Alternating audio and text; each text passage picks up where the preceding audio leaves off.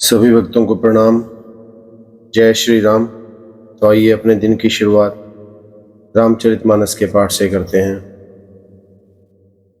और धर्म की राह पर चलते हैं और अपने इस जीवन को सफल बनाने का प्रयास करते हैं। तो बोलिए जय श्री राम। दोहा। बेगी विलंबु न करे नृपु, साजई सुबह समाजू, सुदिन सुमंगलु तब ही जब, राम होई जुगराजू। हे राजन, अब देर न कीजिए, शीघ्र सामान सजाइए। शुभ दिन और शुभ सुंदर मंगल तभी है जब श्री रामचंद्र जी युवराज हो जाए, अर्थात उनके अभिषेक के लिए सभी दिन शुभ और मंगलमय है। मुदित महीपति मंदिर आए, सेवक सचिव सुमंत्र बोलाए। कही जय जीव शीस तिन्ह नाए, भूप सुमंगल बचन सुनाए। राजा आनंदित होकर महल में आए और उन्होंने सेवकों को तथा मंत्री सुमंत्र को बुलवाया। उन लोगों ने जय जीव सिर कहकर सिर नवाए। तब राजा ने सुंदर मंगलमय वचन श्री राम जी को युवराज पद देने का प्रस्ताव सुनाया। जो पांचही मत लागे नीका, करहूं हर्षि हिय राम ही टीका। और कहा, यदि पंचों को अर्थात आप सबको यह मत अच्छा लगे तो हृदय में हर्षित होकर आप लोग श्री रामचंद्र जी का राज तिलक कीजिए। मंत्री मुदित सुनत प्रिय बानी, अभिमत बिरव परेव जन पानी। बिनती सचिव करहीं कर जोरी, जियहु जगपति बरिस करोड़। इस प्रिय वाणी को सुनते ही मंत्री ऐसे आनंदित हुए मानो उनके मनोरथ रूपी पौधे पर पानी पड़ गया। मंत्री हाथ जोड़कर विनती करते हैं कि हे जगतपति, आप करोड़ों वर्षों जिए। जगमंगल भल काजू विचारा, बेगई नाथ न लाय सब बारा। नृप ही मोदु सुनी सचिव सुभाषा, बढ़त बौड़ जनु लही सुसाखा। अपने जगत भर का मंगल करने वाले भला काम सोचा है, हे नाथ शीघ्रता कीजिए, देर न लगाइए। मंत्रियों की सुंदर वाणी सुनकर राजा को ऐसा आनंद हुआ मानो बढ़ती हुई बेल सुंदर डाली का सहारा पा गई। दोहा। कहे भूप मुनि राज कर, जोई जोई आयस होई। राम राज अभिषेक हित, बेगी करहो सोई सोई। राजा ने कहा, श्री रामचंद्र जी के राज्याभिषेक के लिए मुनि राज वशिष्ठ जी की जो जो आज्ञा हो आप लोग वही सब तुरंत कर दें। हर्षि मुनीस कहियु मृदुबानी, आने हो सकल सुतीरथ पानी। औषध मूल फूल फल पाना, कहे नाम गनी मंगल नाना। मुनिराज ने हर्षित होकर कोमल वाणी से कहा कि संपूर्ण श्रेष्ठ तीर्थों का जल ले आओ। फिर उन्होंने औषधि मूल फूल फल और पत्र आदि अनेकों मांगलिक वस्तुओं के नाम गिनकर बताए। चामर चरम बसन बहुभांति, रोम पाट पट अगणित जाति। मणिगण मंगल बसतु अनेका, जो जग जोगु भूप अभिषेका।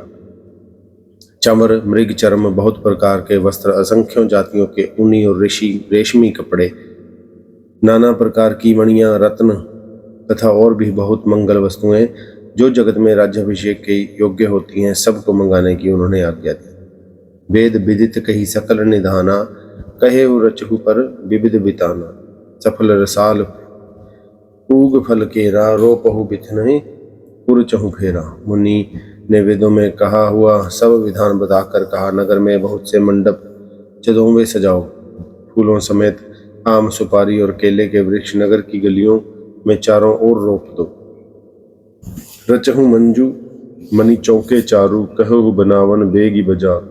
पूजहु गणपति गुरु कल देवा, सब विधि करहु भूमि सुर सेवा। सुंदर मणियों के मनोहर चौक पुरवाओ और बाजार को तुरंत सजाने के लिए कह दो। श्री गणेश जी गुरु और कुल देवता की पूजा करो और भूदेव ब्राह्मणों की सब प्रकार से सेवा करो। दोहा। ध्वज पताक तोरण कलश, सहु सहज सजहु तुरग रथ नाग।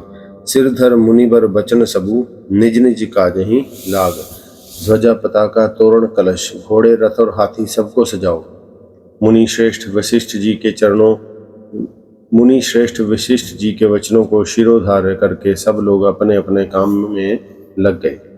जो मुनीस जही आय सुदीन्हा, सो तही काजू प्रथम जनु कीन्हा। विप्र साधु सुर पूजत राजा, करत राम हित मंगल काजा। मुनीश्वर ने जिसको जिस काम के लिए आज्ञा दी उसने वह काम इतनी शीघ्रता से कर डाला कि मानो पहले से ही कर रखा था। राजा ब्राह्मण साधु और देवताओं को पूज रहे हैं।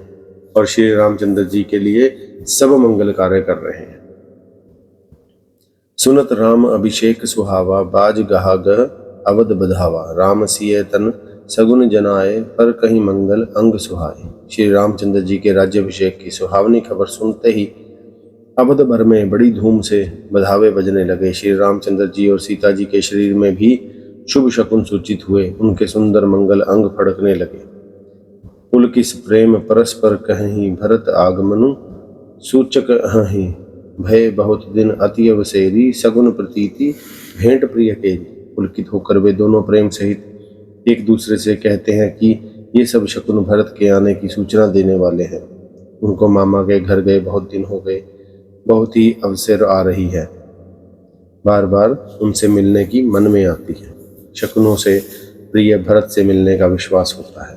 भरत सरिस प्रिय को जग माही, इहि सगुन फलु दूसर नाही। राम ही बंधु सोच दिन राति, अंड नहीं कमठ हृदय जही भांति। और भरत के समान जगत में हमें कौन प्यारा है, शकुन का बस यही फल है, दूसरा नहीं। श्री रामचंद्र जी को अपने भाई भरत का दिन रात ऐसे सोच रहता है जैसे कछुए का हृदय अंडों में रहता है।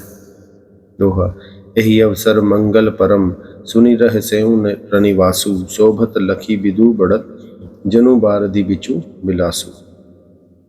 इसी समय यह परम मंगल समाचार सुनकर सारा रनिवास हर्षित हो उठा, जैसे चंद्रमा को देखते बढ़ते देखकर लहरों में समुद्र में लहरों का विलास आनंद सुशोभित होता है। प्रथम जाई जिन्ह बचन सुनाए, भूषण बसन भूरी तिन पाए। प्रेम पुलकित तन मन अनुरागी, मंगल कलश सजन सब लागी। सबसे पहले रनिवास में जाकर जिन्होंने ये वचन अर्थात समाचार सुनाए, उन्होंने बहुत से आभूषण और वस्त्र पाए। रानियों का शरीर प्रेम से पुलकित हो उठा और मन में प्रेम मगन हो गया। वे सब मंगल कलश सजाने लगी। चौके चारु सुमित्रा पूरी, मुनि में विविध भांति अतिरूरी। आनंद मंगन राम मतहारी, दिए दान बहु विप्रहंकारी। सुमित्रा जी ने मणियों अर्थात रत्नों के बहुत प्रकार से अत्यंत सुंदर और मनोहर चौके पूरे। आनंद में मगन हुई श्री रामचंद्र जी की माता कौशल्या जी ने ब्राह्मणों को बुलाकर बहुत दान दिए। पूज ग्राम दे बी सुरनागा, कहेहु बहोरी देन बलि भागा। जही विधि होई राम कल्याणु, देहु दया करी सो वरदानु। उन्होंने ग्राम देवियों देवताओं और नागों की पूजा की और फिर बलि भेंट देने को कहा, अर्थात कार्य सिद्ध होने पर फिर पूजा करने की मनौती मानी और प्रार्थना की कि जिस प्रकार से श्री रामचंद्र जी का कल्याण हो, दया करके वही वरदान दीजिए। क्या वही मंगल कोकिल बयनी, विदुबदनी मृग सावकन, यानी कोयल की मीठी सी वाणी वाली, चंद्रमा के समान मुख वाली और हिरण के बच्चे के से नेत्रों वाली स्त्रियां मंगल गान करने लगी। दोहा, राम राज अभिषेक सुनी, ये हर्षे नर नारी। लगे सुमंगल सजन सब, विधि अनुकूल विचारी। श्री रामचंद्र जी का राज्याभिषेक सुनकर सभी स्त्री पुरुष हृदय में हर्षित हो उठे और विधाता को अपने अनुकूल समझकर सब सुंदर मंगल साज सजाने लगे। तब नर नाह वशिष्ठ बुलाए, राम धाम सिख देख पठाए। गुर आगमनु सुनत रघुनाथा, द्वार आई पद नायव माथा। तब राजा वशिष्ठ जी को बुलाया और शिक्षा अर्थात समयोचित उपदेश देने के लिए श्री रामचंद्र जी के महल में भेजा। गुरु का आगमन सुनते ही श्री रघुनाथ जी ने दरवाजे पर आकर उनके चरणों में मस्तक नवाया। सादर अरग देई घर आने, सोरह भांति पूजी सन्माने। गहे चरण सिय सहित बहोरी, बोले राम कमल कर जोरी। आदर पूर्वक अधर्य देकर उन्हें घर में ले आए और षोडशोपचार से पूजा करके उनका सम्मान किया। फिर सीता जी सहित उनके चरण स्पर्श किए और कमल के समान दोनों हाथ जोड़कर श्री राम जी बोले, सेवक सदन स्वामी आगमनु, मंगल मूल अमंगल दमनु। तदपि उचित जनु बोली सुप्रीति, पठई काज नाथ असिनीति। यद्यपि सेवक के घर स्वामी का पधारना मंगलों का मूल और अमंगलों का नाश करने वाला होता है, तथापि हे नाथ, उचित तो यही था कि प्रेम पूर्वक दास को ही कार्य के लिए बुला भेजते। ऐसी ही नीति है। प्रभुता तजी प्रभु कीन्हु, स्नेहु भय पुनीत आजु यहु गेहु। आयसु होई सो करो गोसाई, सेवकु लाही स्वामी सेवका, परंतु प्रभु आपने प्रभुता छोड़कर स्वयं यहाँ पधार कर जो स्नेह किया, इससे आज यह घर पवित्र हो गया। हे गोसाई, अब जो आज्ञा हो मैं वही करूं। स्वामी की सेवा में ही सेवक का लाभ है। दोहा। सुनी स्नेह साने बचन, मुनि रघु बरहि प्रशंस, राम कसना तुम कहू, अस हंस बस अवतंस। श्री रामचंद्र जी के प्रेम में सने हुए वचनों को सुनकर मुनि वशिष्ठ जी ने रघुनाथ जी की प्रशंसा की और कहते हुए कहा कि हे राम, भला आप ऐसा क्यों ना कहें। आप सूर्यवंश के भूषण जो हैं। बरनी राम गुण सीलु सुभाए, बोले प्रेम पुल की मुनि राव। भूप सजेव अभिषेक समाजू, चाहत देन तुम ही जुबराजू। श्री रामचंद्र जी के गुणशील और स्वभाव का बखान कर मुनिराज प्रेम से पुलकित होकर बोले, हे रामचंद्र जी, राजा अर्थात दशरथ जी ने राज्याभिषेक की तैयारी की है। वे आपको युवराज पद देना चाहते हैं। राम करहूं सब संजम आजू, जो विधि कुशल निभाए काजू। गुरु सीख देई राय पहि गयऊ, राम हृदय अस विस्मय भयऊ। इसलिए हे राम, आज आप उपवास, हवन आदि विधि पूर्वक सब संयम कीजिए, जिससे विधाता कुशल पूर्वक इस काम को निभा दें, अर्थात सफल कर दें। गुरु जी शिक्षा देकर राजा दशरथ जी के पास चले गए। श्री रामचंद्र जी के हृदय में यह सुनकर इस बात का खेद हुआ कि जन्मे एक संग सब भाई, भोजन शयन केली लारी काई। करण वेद उपबीत बियाहा, संग संग सब भय उछाहा। हम सब भाई एक ही साथ जन्मे, खाना सोना लड़कपन के खेल कूद, कंछेदन यज्ञोपावित और विवाह आदि उत्सव सब साथ साथ ही हुए।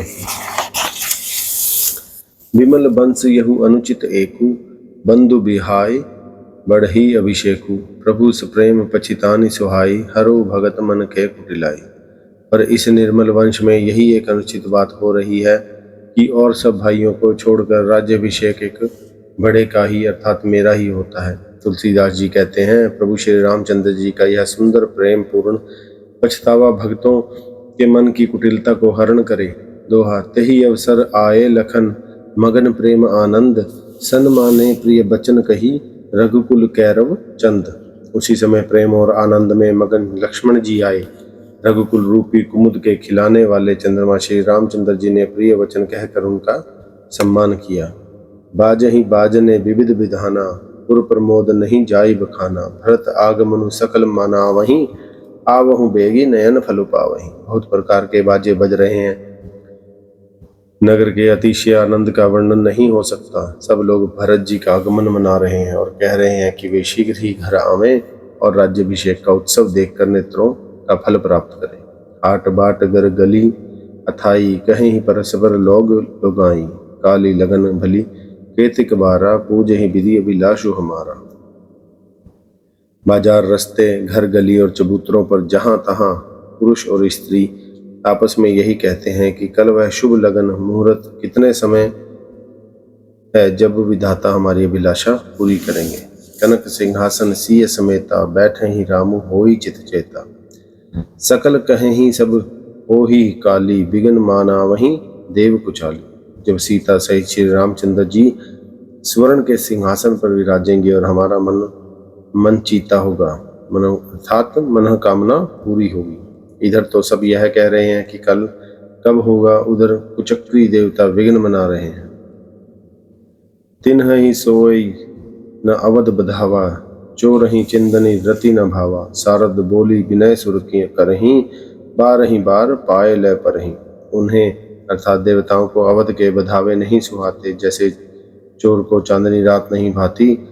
सरस्वती जी को बुलाकर देवता विनय कर रहे हैं और बार बार उनके पैरों को पकड़कर उन पर गिरते हैं।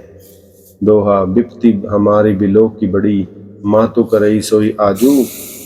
राम जाही बन राजु तजी, होई सकल सुर काजू। वे कहते हैं, हे माता, हमारी बड़ी विपत्ति को देखकर आज वही कीजिए जिससे श्री रामचंद्र जी राज्य त्याग कर वन को चले जाएं और देवताओं का सब कार्य सिद्ध हो।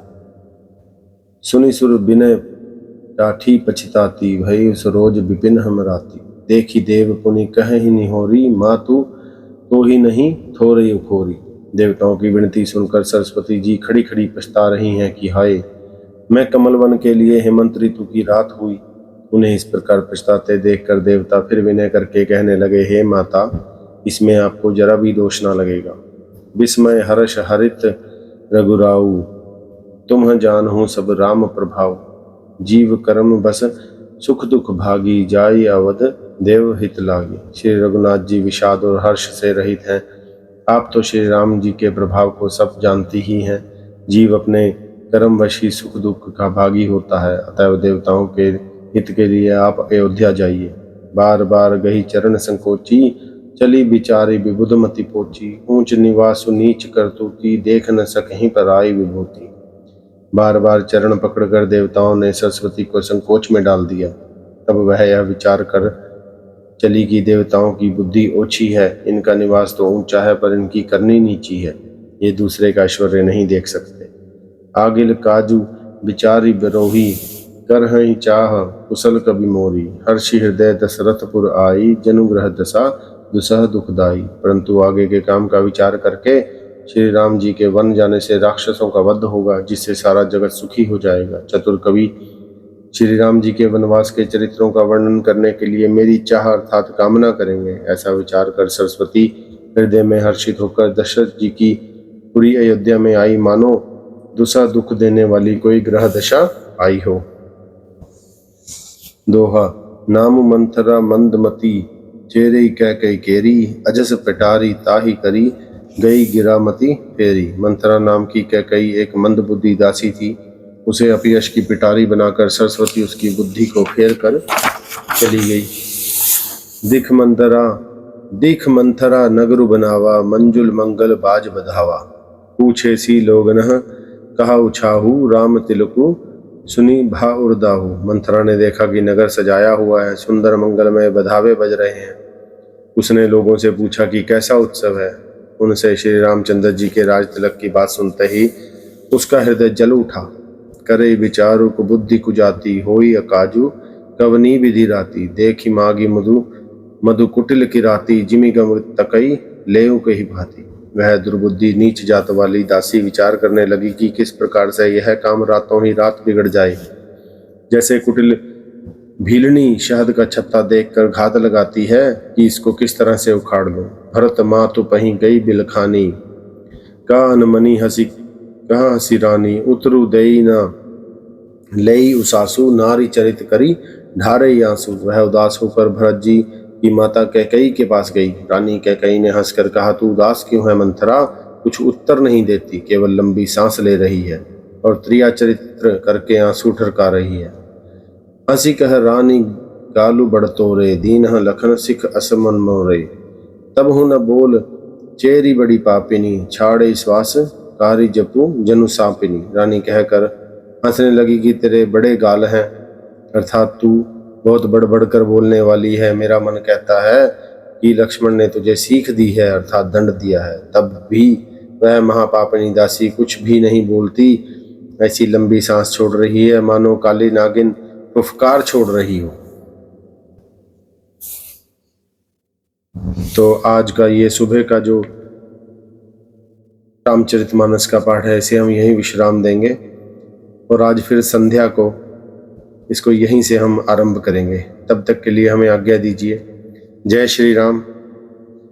और जैसा कि मैंने पहले भी अपनी पिछली वीडियोस में कहा है कि आप ज़्यादा से ज़्यादा लोगों को इससे जोड़िए, जिससे हमारे साथ साथ उनका भी कल्याण हो सके और हम इस धर्म की राह पर एक साथ चल सकें।